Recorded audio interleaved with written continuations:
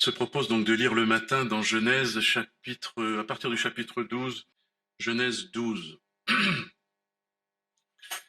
L'Éternel dit à Abraham, va-t'en de ton pays, de ta patrie et de la maison de ton père, dans le pays que je te montrerai. Je ferai de toi une grande nation. Je te bénirai, je rendrai ton nom grand, et tu seras une source de bénédiction. Je bénirai ceux qui te béniront. Je maudirai ceux qui te maudiront, et toutes les familles de la terre seront bénies en toi. Abraham partit comme l'Éternel le lui avait dit, et Lot partit avec lui. Abraham était âgé de 75 ans lorsqu'il sortit de Charan. Abraham prit Saraï, sa femme, et Lot, fils de son frère, avec tous les biens qu'ils possédaient, les serviteurs qu'ils avaient acquis à Charan. Ils partirent pour aller dans le pays de Canaan, et ils arrivèrent au pays de Canaan. Abraham parcourut le pays jusqu'au lieu nommé Sichem, jusqu'aux chênes de Morée. Les Cananéens étaient alors dans le pays. L'Éternel apparut à Abraham et dit, je donnerai ce pays à ta postérité, et Abraham bâtit là un autel à l'Éternel qui lui était apparu. Il se transporta de là vers la montagne à l'orient de Béthel, il dressa ses tentes, ayant Béthel à l'occident et Haï à l'orient. Il bâtit encore là un autel à l'Éternel, et il invoqua le nom de l'Éternel. Abraham continua ses marches en s'avançant vers le midi. L'Éternel dit à Abraham, va-t'en de ton pays, de ta patrie, de la maison de ton père, dans le pays que je te montrerai. Je te bénirai, et tu seras une source de bénédiction. Je voudrais méditer sur tout ce passage. Peut-être on lira d'autres textes dans le Nouveau Testament, si vous voulez bien. Peut-être d'abord dans Luc.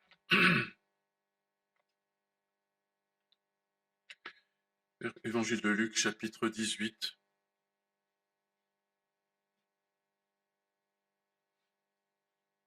Verset 18. Un chef interrogea Jésus, lui dit, bon maître, que dois-je faire pour hériter la vie éternelle? Jésus lui répondit, pourquoi m'appelles-tu bon? Il n'y a de bon que Dieu seul. Tu connais les commandements, tu ne commettras point d'adultère, tu ne tueras point, tu ne déroberas point, tu ne diras point de faux témoignages, honore ton père et ta mère. J'ai, dit-il, observé toutes ces choses dès ma jeunesse. Jésus ayant entendu cela, lui dit, il te manque encore une chose, vends tout ce que tu as, distribue-le aux pauvres, et tu auras un trésor dans les cieux. Puis viens et suis-moi. Puis viens et suis-moi. Lorsqu'il entendit ces paroles, il devint tout triste, il était très riche.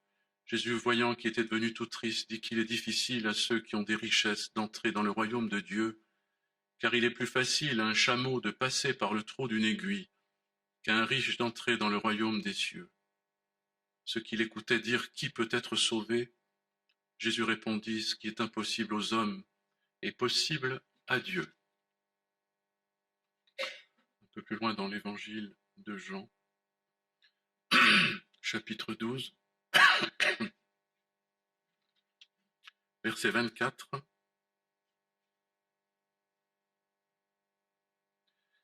Jésus leur répondit, l'heure est venue où le Fils de l'homme doit être glorifié. En vérité, je vous le dis, si le grain de blé qui est tombé en terre ne meurt, il reste seul, mais s'il meurt, il porte beaucoup de fruits. Celui qui aime sa vie la perdra. Celui qui hait sa vie dans ce monde la conservera pour la vie éternelle. Si quelqu'un me sert, qu'il me suive. Si quelqu'un me sert, qu'il me suive. Et là où je suis, là aussi sera mon serviteur. Si quelqu'un me sert, le Père l'honorera. Dans Jean 17, un extrait de la prière sacerdotale.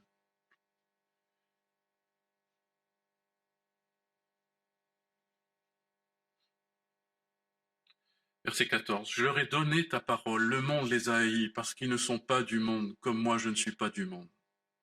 Je ne te prie pas de les ôter du monde, mais de les préserver du malin. Ils ne sont pas du monde, comme moi je ne suis pas du monde.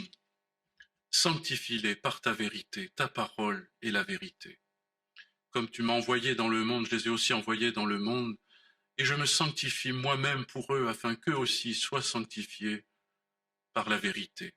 Ce n'est pas pour eux seulement que je prie, mais encore pour ceux qui croiront en moi par leur parole, afin que tous soient un, comme toi, Père, tu es en moi, et comme je suis en toi, afin qu'eux aussi soient un en nous, pour que le monde croie que tu m'as envoyé. Je leur ai donné la gloire que tu m'as donnée, afin qu'ils soient un comme nous sommes un. Et encore dans l'épître de Pierre, première épître, premier chapitre,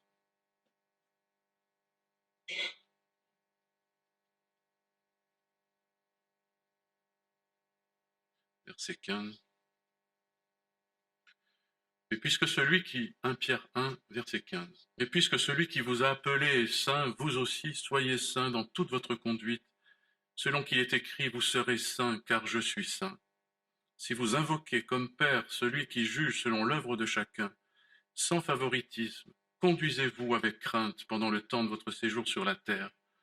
Vous savez que ce n'est pas par les choses périssables, par de l'argent ou de l'or, que vous avez été rachetés, de la vaine manière de vivre que vous aviez hérité de vos pères, mais par le sang précieux de Christ, comme d'un agneau sans défaut et sans tache, prédestiné avant la fondation du monde. Il fut manifesté à la fin des temps à cause de vous. Par lui, vous croyez en Dieu qu'il a ressuscité des morts et lui a donné la gloire, en sorte que votre foi et votre espérance reposent sur Dieu. Ayant purifié vos âmes en obéissant à la vérité, pour avoir un amour fraternel sincère, aimez-vous ardemment les uns les autres de tout votre cœur, puisque vous avez été régénérés non par une semence corruptible, mais par une semence incorruptible, par la parole vivante et permanente de Dieu. Car toute chair est comme l'herbe, toute sa gloire comme la fleur de l'herbe. L'herbe sèche et la fleur tombe, mais la parole du Seigneur demeure éternellement. Cette parole est celle qui vous a été annoncée par l'Évangile. Pour l'instant, on s'arrêtera pour la lecture. Cette histoire d'Abraham est une histoire extrêmement riche et pleine d'enseignements pour nous, pour l'Église. Il y a bien sûr les textes du Nouveau Testament qui le prennent comme modèle, Jésus lui-même le prend comme exemple, et il est appelé le Père de tous les croyants, toutes les familles de la terre seront bénies en lui. Abraham est certainement un des patriarches le plus fondamental de notre foi et qui a été donné au monde pour la révélation de Dieu, de son amour et de la vie éternelle, c'est-à-dire d'une vie autre que la vie de la terre. Et cette histoire d'Abraham, donc riche d'enseignements, m'a fait un petit peu perdre les pédales quand il fallait préparer, parce que je dirais il y a tellement de choses qui se bousculent dans son exemple qu'on ne sait même pas très bien sur quel détail s'arrêter. Mais ce qui me paraît ici évident, c'est que le Seigneur, l'Éternel, appelle Abraham en lui disant « Va-t'en de ton pays et de ta famille », c'est-à-dire sors. Sors du lieu où tu vis, sors du lieu où tu habites. Et Abraham habitait cette région qui était, d'après ce qu'on lit dans les livres d'histoire, une région des plus riches, des plus avancées, on peut dire. C'est le berceau de la civilisation, de l'humanité. C'est le berceau de l'écriture. On sait que les premiers écrits les plus anciens sont retrouvés justement dans cette région de Mésopotamie, entre les fleuves du Tigre et de l'Euphrate. Et c'est de là que Abraham doit partir. Et dans cet appel de Dieu, il y a effectivement un appel donc à une rupture. Il y a une rupture avec son milieu, son passé, je dirais avec sa famille. Quitte ton pays, ta patrie, la maison de ton père, et va dans le pays que je te montrerai. Le salut que Dieu veut donner aux hommes, en commençant par cette révélation débutante, on peut dire, dans l'Ancienne Alliance, enfin déjà avant, puisqu'on est avant l'Ancienne Alliance, elle sera conclue, la circoncision viendra aussi avec Abraham, Mais cette première alliance de Dieu, on peut dire, avec les hommes, alliance qui appelle l'homme à Dieu, vers Dieu, de s'allier à lui, afin d'être arraché à sa condition qui est une condition mortelle. Et on sait que cette quête était dans tous les peuples. Il y avait évidemment ce grand mystère de la mort, cette angoisse qu'elle représente et qu'elle représente toujours dans le cœur des hommes, qui semble être manifeste au travers de ce qu'on trouve dans l'archéologie. Il y avait un culte des morts, il y avait beaucoup de sépultures, comme il y en avait en Égypte aussi, dans tous les peuples anciens, des sépultures où l'on cherchait à communier avec la mort, parce que la mort est une source d'angoisse, la mort est une source de d'interrogation, de mystère, qu'on essaye, disons, d'amadouer, d'apprivoiser pour la rendre moins inquiétante. Et depuis toujours, les hommes ont cherché à comprendre et à connaître, à communier avec la mort au travers de toutes sortes d'idolâtries. Et Abraham et ses pères étaient de ces peuples aussi. Josué en parle d'ailleurs, au chapitre 24. Josué dit à tout le peuple, ainsi parle l'Éternel, le Dieu d'Israël, vos pères, Térak, père d'Abraham et père de Nacor, habitaient anciennement de l'autre côté du fleuve et ils servaient d'autres dieux. Je prie votre père Abraham de l'autre côté du fleuve, etc. Je lui fis parcourir tout le pays de Canaan. Ils servaient d'autres dieux. Ils avaient d'autres dieux, ils ne connaissaient pas le vrai Dieu. Ce sont des descendants de Noé, il semble que le déluge n'est pas très loin, il semblerait même qu'Ur aurait les traces, cette ville de Ur aurait des traces du déluge les plus évidentes en archéologie. Enfin, ça c'est contesté par les incrédules, évidemment. Enfin, bref, ça, pas très important peut-être, mais en tous les cas, le déluge semble pas très loin. L'histoire de Noé, le père de tous ces peuples, n'est pas très loin, enfin, peut-être quelques milliers d'années, mais voilà. En tout cas, on ne connaît plus Dieu, on cherche le secours dans toutes sortes d'idolâtries. Il semble qu'à Ur, on adorait la lune, c'était le dieu de la lune.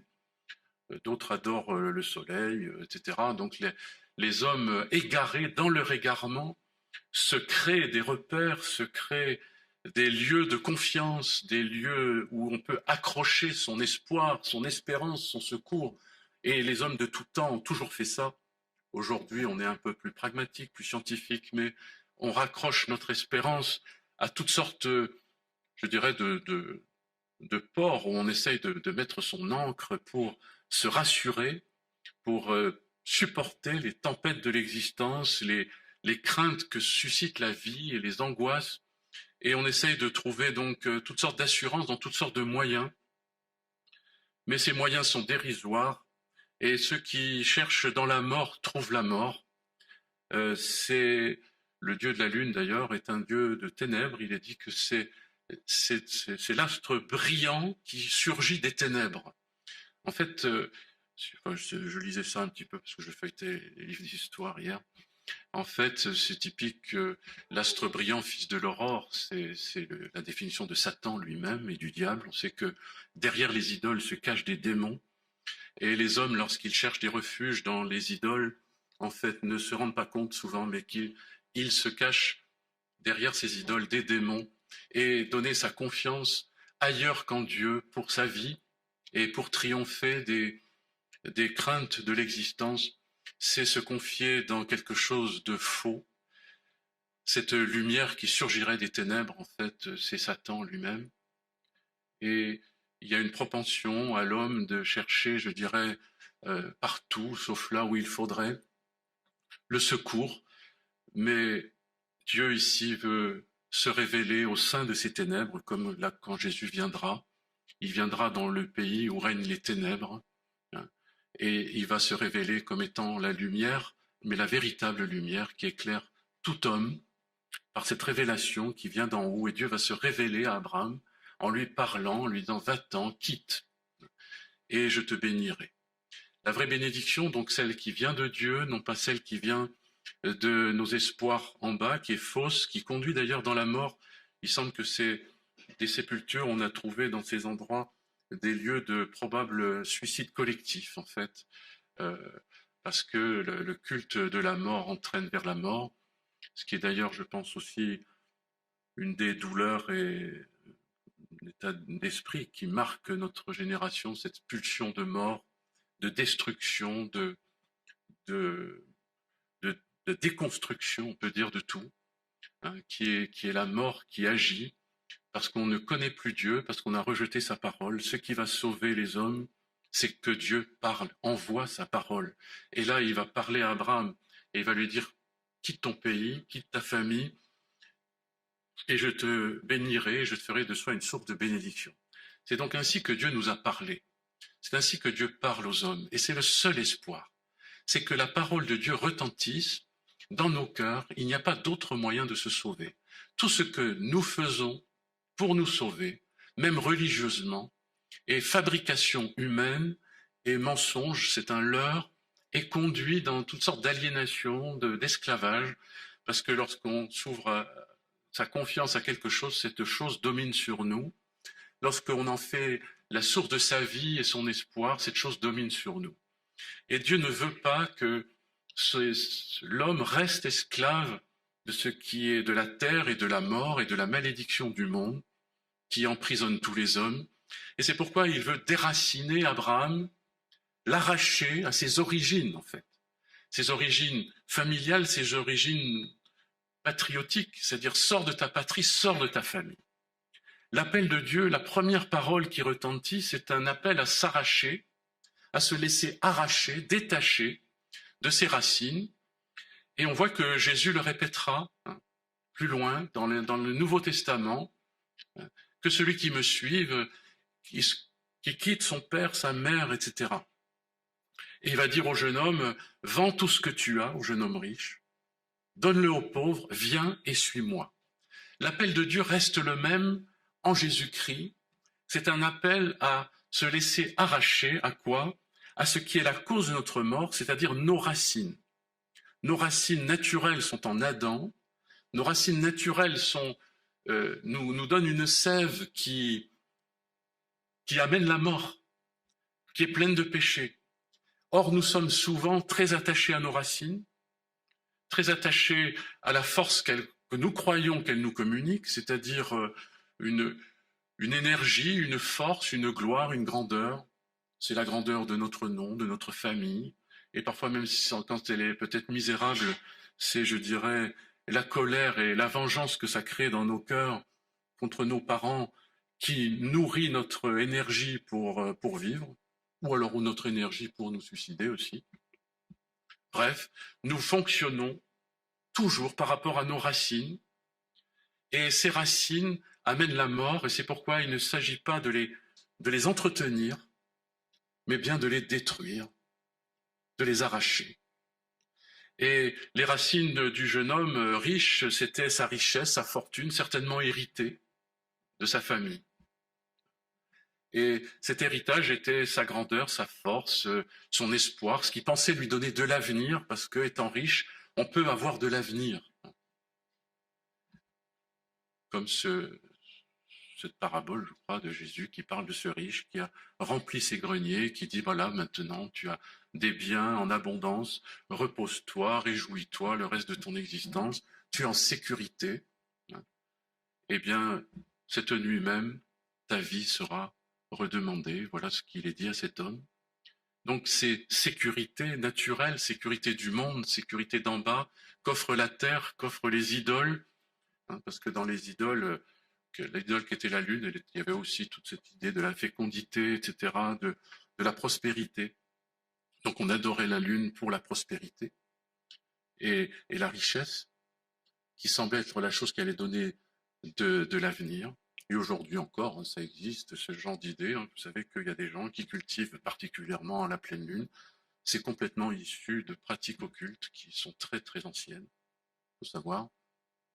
C'est-à-dire qu'on se confie encore aujourd'hui dans les idoles du passé, les idoles archaïques, le soleil, la lune. Il faut savoir quand on fait du yoga, on se prosterne devant le soleil, etc., etc. Donc toutes ces choses ont bien des racines qui restent, elles sont entretenues encore aujourd'hui, elles sont modernisées, elles sont amenées de manière parfois plus scientifique, plus artistique, ou que sais-je, mais elles sont toujours là. Et en fait, toutes ces choses qui font notre vie, dans lesquelles on trouve de la sécurité, dans lesquelles on trouve une énergie pour avancer, etc., sont des sources mauvaises qui amènent le mal et la mort. Et Dieu veut nous en arracher. Et Christ est venu pour nous en arracher. Mais quand il est dit que le jeune homme n'y arrive pas, il n'arrive pas à se détacher de ces choses, eh bien, les disciples vont dire à Jésus, mais qui peut être sauvé? C'est quelque chose d'extrêmement douloureux, d'extrêmement difficile, que de se détacher vraiment de ses racines, de son pays, de sa patrie, de sa famille. Mais quand le Seigneur appelle, ça vient forcément un moment dans nos cœurs. Cet appel nous est adressé de manière parfois très concrète, où il s'agit d'accepter une rupture parce que notre paix, notre vie, notre espérance ne sont pas dans ces choses. Elles sont dans l'appel de Dieu. C'est l'appel de Dieu qui nous sauve, qui nous donne de l'avenir, qui nous donne de l'espérance, qui nous donne une sécurité. C'est la parole seule de Dieu et rien d'autre. Mais parfois, cet appel rentre en conflit avec d'autres sécurités. Et plusieurs fois, dans mon existence, il m'est arrivé, surtout quand j'étais très jeune, je venais de me convertir, des moments de conflit et de crise où le Seigneur m'appelait, me disait « Maintenant, laisse ceci et laisse cela, quitte ». J'avais quelques passions d'adolescent, et comme je suis converti jeune, elles sont rentrées en conflit avec mes projets de vie. Et ça a créé des combats terribles. C'était pas des choses abominables, hein. C'était un peu la musique, un petit peu la photographie, des choses comme ça. Mais elles prenaient beaucoup de place dans mon cœur et l'impression que ne pas les avoir, c'était ne plus avoir de raison de vivre. C'est étrange, mais c'est ridicule et c'est comme ça. Et à un moment, le Seigneur me dit, toi, suis-moi. Toi, suis-moi.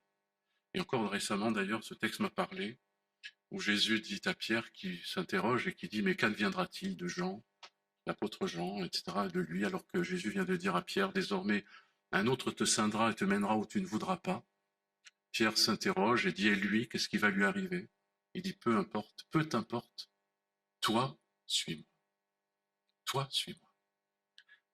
Le vrai salut, la vraie espérance, c'est cette parole du Seigneur dans nos cœurs, toi, suis-moi, mais elle comporte un renoncement, elle comporte un sacrifice, elle comporte un abandon, une sorte d'insécurisation momentanée au moment où on lâche tout ce qui fait notre sécurité et on dit, Seigneur, d'accord, je te suis.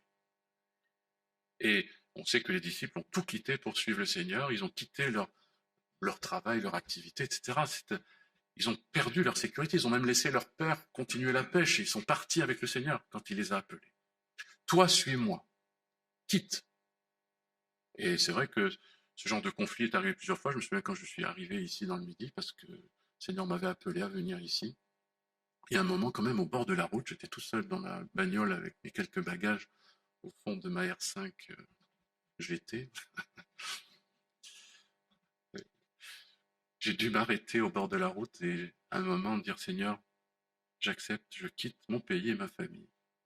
Mais j'ai dû m'arrêter, je ne pouvais pas le faire autrement. Je quitte parce que le Seigneur m'appelle. Alors je vous avoue que je n'ai pas quitté grand-chose, mais spirituellement, il y avait quand même quelque chose. Et c'est là le lien important. Et je dirais même à la limite, le jeune homme riche, ce n'était pas tellement le problème qu'il soit riche. Le problème, c'était que c'était sa force. C'était sa sécurité, cette richesse. C'était l'attachement à sa famille, c'était le résultat d'un héritage. C'est trop important, c'est de ma mère, c'est de mon père. Je me souviens quand ma femme s'est convertie, je ne me rappelais plus de cette histoire, c'est sorti récemment de nouveau sur le tapis. Avec ses sœurs, elles ont abandonné tous leurs bijoux. Et il y avait, parce qu'elles avaient compris que ces richesses étaient un attachement inutile et ça a fait une crise parce qu'il y avait un bijou qui avait été offert par la grand-mère en or et qu'elles avaient jeté ça parce qu'elles avaient compris que pour marcher avec le Seigneur, il fallait abandonner ces choses. Je ne sais pas si aujourd'hui on est prêt, avec l'appel du Seigneur, d'abandonner des choses qu'on aurait tellement à cœur. Je ne sais pas s'il faut le faire. En tous les cas, ça dépend de ce que le Seigneur nous demande à nous. Et ce qu'il demande à moi n'est pas la même chose qu'à l'autre. C'est exactement le problème de Pierre et de Jean. Et lui, il n'a pas besoin d'abandonner ses richesses, lui, il n'a pas besoin d'abandonner ses bijoux. Toi, suis-moi, que t'importe. Donc Dieu parle, on voit que ce salut pour Abraham est un salut qui va être collectif parce qu'il va devenir une bénédiction pour le monde entier, mais en même temps il est très individuel, personnel. toi, suis-moi, viens avec moi, je t'appelle, suis-moi. Et pour cela, accepte de renoncer à ce qui faisait ta sécurité sur la terre, mais qui est quand même à l'origine de ta mort, qui est à l'origine de ton malheur, de ta détresse. Mais sache que, en même temps, tu ne peux pas. Qui peut être sauvé? Et Jésus va dire, c'est impossible aux hommes. Si ce n'était pas le secours de Dieu qui nous a envoyé Jésus-Christ, je dirais même le geste d'Abraham, nous n'en serions pas capables. Abraham, il est dit, il a fait par la foi. C'est par la foi. Quelle foi? Cette foi dans cette parole de Dieu. Et qu'est-ce que la parole de Dieu? C'est déjà Christ qui se révèle. Christ est la parole faite chair. C'est la parole qui engendre à la vie nouvelle. C'est la parole qui fait naître en moi quelque chose d'autre que ce qui me vient d'Adam. Ce qui est d'Adam est destiné à périr, à être abandonné. Et c'est le sens de la croix. C'est là que la chair a été crucifiée. Christ est venu détruire la force, la puissance, le pouvoir de cet héritage familial, patriotique. Tout cet héritage-là a été englouti en Jésus-Christ, dans la mort de la croix, pour que nous ressuscitions à la vie nouvelle en écoutant la parole. Nous allons naître de nouveau. Et c'est pourquoi tous nos bagages, toute cette culture, je dirais, la famille, c'est l'inné, et la patrie, c'est l'acquis. C'est-à-dire tout ce que nous sommes, ce qui a fait nous sommes appelés à l'abandonner, un peu comme on a entendu hier soir, devenir comme un enfant, c'est-à-dire avoir accepté de perdre les acquis qui font nous, en face de Dieu, non pas que ça n'ait pas de valeur au niveau du monde et que peut-être on puisse, bien sûr on a besoin de notre argent, bien sûr on garde son nom, bien sûr on va aimer nos parents, on ne peut pas parler de tout ça. On va les aimer peut-être encore plus d'ailleurs qu'on en est libre, parce qu'il n'y aura plus de vengeance dans notre cœur, parce qu'on va les aimer en Christ. Bien sûr, on vit avec toutes ces choses. Abraham va partir avec une partie de sa famille quand même. Il va partir avec des troupeaux, avec des biens. Mais au niveau du cœur, les choses auront été sacrifiées. Il y a un sacrifice qui est accepté à cause de la parole et de l'appel qui a raison de tout, qui a eu raison de notre chair, qui a eu raison de tout pour Abraham, mais qui a eu raison de tout en Christ lorsqu'il a dit non pas ma volonté, mais ta volonté. C'était devant la perspective imminente de la croix.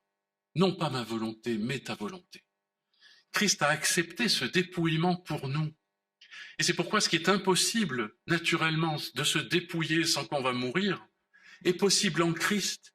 Il l'a fait pour nous, pour que nous n'ayons pas, nous, à mourir tout en acceptant le dépouillement. Notre dépouillement par Christ n'est pas la fin. Au contraire, c'est une nouvelle naissance.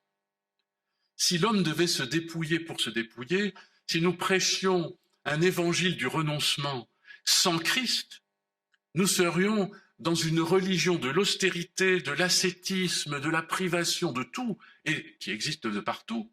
Les religions sont d'ailleurs comme ça, parce qu'on ne connaît pas Christ qui l'a accompli pour nous, de façon que par la foi en lui, nous soyons dépouillés des choses, détachés des choses, délivrés de leur force, de leur obligation. Les idoles nous obligent à les servir.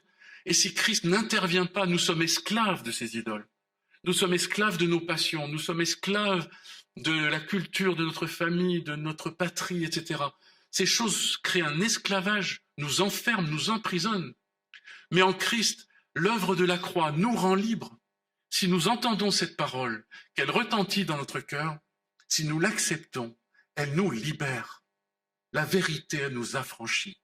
La parole de Christ, cette parole qui vient de Dieu, qui s'est faite chair en Jésus-Christ, nous rend libres, de façon à ce que nous pouvons être dépouillés, mais pas désespérés, mis à mort, mais vivants, et pleins d'espérance, parce que Christ est ressuscité. Et donc je vais pouvoir être détaché de ces choses et vivre par Christ et pour lui, avec une bénédiction qui est celle de Christ, qui est la vie éternelle, qui n'est plus soumise même aux principes élémentaires du monde, c'est-à-dire tout le monde doit mourir, oui, mais ceux qui en sont en Christ ne meurent plus. Ils sont libérés de la puissance, vous vous rendez compte, de la puissance même de la mort. Le dernier ennemi qui sera vaincu, nous ne voyons pas encore qu'il soit soumis au Seigneur, mais nous savons qu'il est vaincu et il sera vaincu pour toujours, c'est la mort. Christ nous a franchis de telle sorte que nous sommes dans une vie intérieure de liberté et de triomphe, de telle sorte que les angoisses ne nous atteignent plus. Je dirais un peu en théorie, mais c'est réel et vrai au niveau spirituel, ce qui ne veut pas dire que nous ne sommes pas attaqués par l'angoisse et les puissances de la mort, parce que nous devenons ennemis du monde. Le monde nous hait, le diable nous hait, et il va envoyer contre nous des flèches, et il va vouloir nous détruire, et nous allons être attaqués comme Jésus l'a été lui-même dans les angoisses de Gethsémane. Mais il a triomphé pour nous. Il a triomphé pour nous, de telle sorte que même au sein des angoisses, au sein des épreuves, nous tournons nos regards vers Jésus. Nous regardons à lui, et il m'est arrivé ces derniers temps d'être pétri d'angoisse, à ne pas dormir la nuit, sans savoir exactement ce qui se passait, mais de dire, Seigneur, pourtant tu es vainqueur, Seigneur, tu vis, pourtant tu vis en moi, tu es la vie éternelle. C'est des paroles prononcées, je dirais, dans le vide sidéral absolu, surtout en pleine nuit, où j'ai l'impression que rien n'est vrai, rien n'existe, rien n'est consistant. Mais vous les prononcez parce qu'elles sont écrites, c'est la parole éternelle, la parole vivante et permanente de Dieu qui nous a régénérés, a dit l'apôtre de Pierre. Nous avons été affranchis de la vaine manière de vivre héritée de nos pères pour vivre en nouveauté de vie par le sang précieux de Christ. Cette nouveauté de vie, c'est la parole éternelle, permanente, vivante et permanente de Dieu qui vit dans nos cœurs, que nous recevons, que nous confessons, et qui nous rend libres, qui nous sépare de la puissance du monde, de la puissance des idoles, de la puissance du diable, de la puissance des passions, de la puissance des faux refuges que nous avons cherchés dans le monde. Nous en sommes libres en Jésus-Christ par la foi. Et Jésus l'a accompli pour nous, il dit, je me sanctifie moi-même pour eux. Ils ne sont pas du monde, ils sont dans le monde, mais ils ne sont pas du monde. Je les ai appelés hors du monde. Je suis dans le monde, mais je ne suis pas du monde. C'est-à-dire, je n'appartiens plus à ces choses, je n'appartiens plus vraiment à ma famille, je n'appartiens plus vraiment à ma patrie. C'est pour ça que je n'ai pas les mêmes revendications que le monde, je ne défile pas forcément avec les syndicats X ou Y, je ne fais pas forcément de la politique, etc., parce que mon royaume n'est pas de ce monde, a dit Jésus. Mes disciples auraient combattu pour moi. Mon royaume n'est pas de ce monde. Or, les chrétiens, aujourd'hui, font de leur espérance la vie terrestre. Ils espèrent à une régénération de la planète, etc., de la vie des hommes, de la paix, et l'évangélisme américain essaye de se répandre dans le monde pour apporter, avec les lois judéo-chrétiennes, la paix dans le monde et que sais-je. Mais le monde ne connaît pas ces choses, est étranger à ces choses. L'appel de Dieu nous fait sortir. On dit qu'il faut amalgamer la culture avec le christianisme, il faut que le christianisme s'adapte aux cultures dans l'évangélisation et les missions à l'étranger, etc. Mais non, pas du tout. Abraham est sorti de sa culture, il a quitté sa culture. Sa vie d'après n'avait plus rien à voir avec sa vie d'avant. Avant, Térak et Abraham servaient d'autres dieux de l'autre côté du fleuve. Je dirais, il y a un fleuve entre eux maintenant. Il y a une séparation, il y a un abandon. L'appel de Dieu au salut et à la vie éternelle est un renoncement et une rupture à la vie d'avant. Ce qui faisait ma vie, je dirais même si ça existe encore, si je vis encore au milieu du monde, je suis dans le monde, mais je ne suis plus du monde, ça n'est plus ça qui fait ma vie. Je vis par Christ, je vis pour Christ, et c'est là que s'installe l'espérance de la vie éternelle dans mon cœur. Je marche en suivant le Seigneur. Toi, suis-moi. Voilà le principe qui, je dirais, nourrit ma nouvelle racine, la parole de Christ, toi, suis-moi. Alors je ne sais pas très bien où je vais, Abraham ne savait pas très bien où il allait, il y a un peu une inconnue, mais la certitude que la parole du Seigneur va me conduire et me guider, parce qu'elle est là, près de moi, dans ma bouche et dans mon cœur. Elle n'est pas loin, cette parole. Pas la peine de monter au ciel, ni d'aller dans l'abîme. Elle est là, près de toi, dans ta bouche et dans ton cœur, Épître aux Romains. La parole de la foi qu'il suffit de saisir. comme un enfant qui reçoit aujourd'hui le biberon dont il a besoin et qui ne sait pas s'il en aura un demain, mais en tous les cas, il en aura un. Mais il ne s'interroge pas. Il a reçu ce dont il avait besoin aujourd'hui pour marcher. Et il va marcher comme ça tous les jours de sa vie, par la foi. Et donc, je ne vais pas retourner aux rudiments du monde, je ne vais pas retourner aux principes du monde pour renforcer ma vie et mon existence avec toutes sortes de sécurités. Je marche par la foi en Christ, par la parole du Seigneur. Et donc, je vis en étant dans le monde, mais pas du monde. Et l'apôtre va même assez loin dans les épîtres en montrant ce détachement.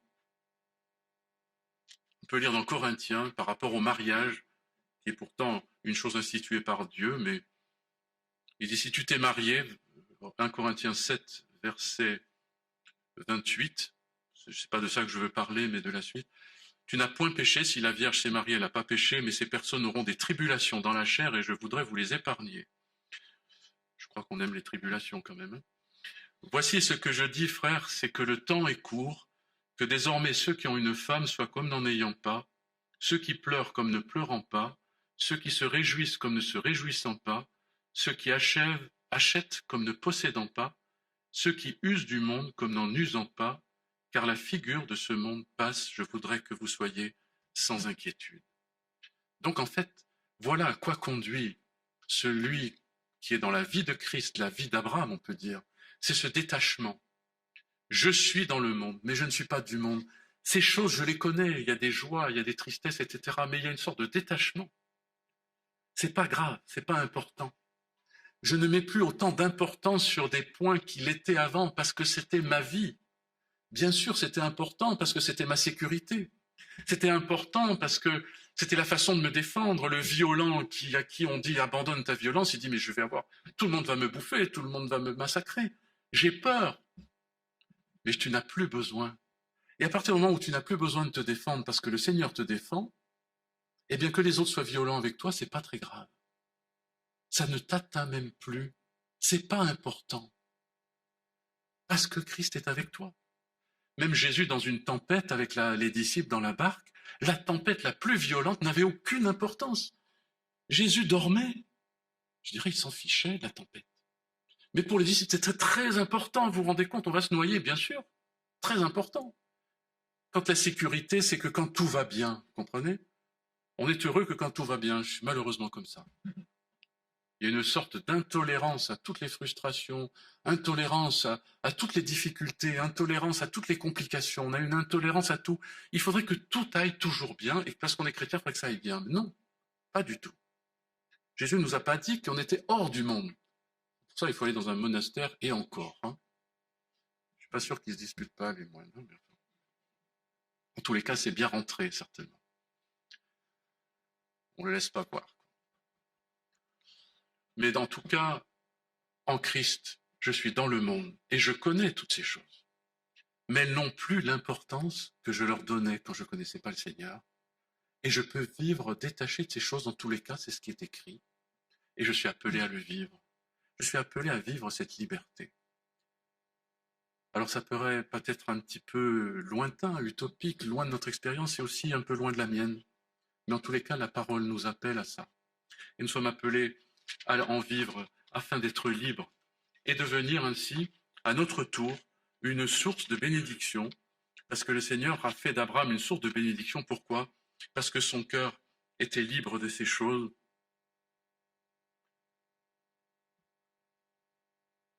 Paul va dire dans Galates, verset 14 du chapitre 6, « Pour ce qui me concerne, loin de moi la pensée de me glorifier d'autre chose que de la croix de notre Seigneur Jésus-Christ, par qui le monde est crucifié pour moi, comme je le suis pour le monde. Ce n'est rien d'être circoncis ou incirconcis, ce qui est quelque chose, c'est d'être une nouvelle création. Le monde est crucifié pour moi, je le suis pour le monde. » Ça crée un détachement. Pour Paul, en fait, d'être en prison, d'être jugé comme un brigand et un malfaiteur alors qu'il était complètement dans son droit, etc. Ça n'avait pas d'importance. Et même les choses très religieuses, la circoncision, etc., la Sainte Seine, très important, comment on pratique le baptême, toutes ces pratiques religieuses à laquelle on donne tellement d'importance, Tout ça n'est rien, dit l'apôtre Paul, ce qui est quelque chose, c'est d'être une nouvelle création, c'est-à-dire d'avoir reçu Christ, la foi en Jésus-Christ, qui est mort et qui est ressuscité pour moi. Je me glorifierai de la croix de Christ. Je suis libre, je suis détaché de toutes ces choses et je vis désormais pour le Seigneur, parce que ce que le Seigneur demande de moi, on va le lire dans Michée 6, verset 8. On t'a fait connaître, ô homme, ce qui est bien, ce que l'Éternel demande de toi, c'est que tu pratiques la justice, que tu aimes la miséricorde et que tu marches humblement avec ton Dieu. La voix de l'Éternel crie à la ville, celui qui est sage craindra ton nom. La parole que Dieu adresse à celui qui l'appelle, c'est celle-là. Que tu marches avec moi, toi, suis-moi, que tu marches humblement, que tu pratiques la justice, tu aimes la miséricorde, tu marches humblement avec ton Dieu.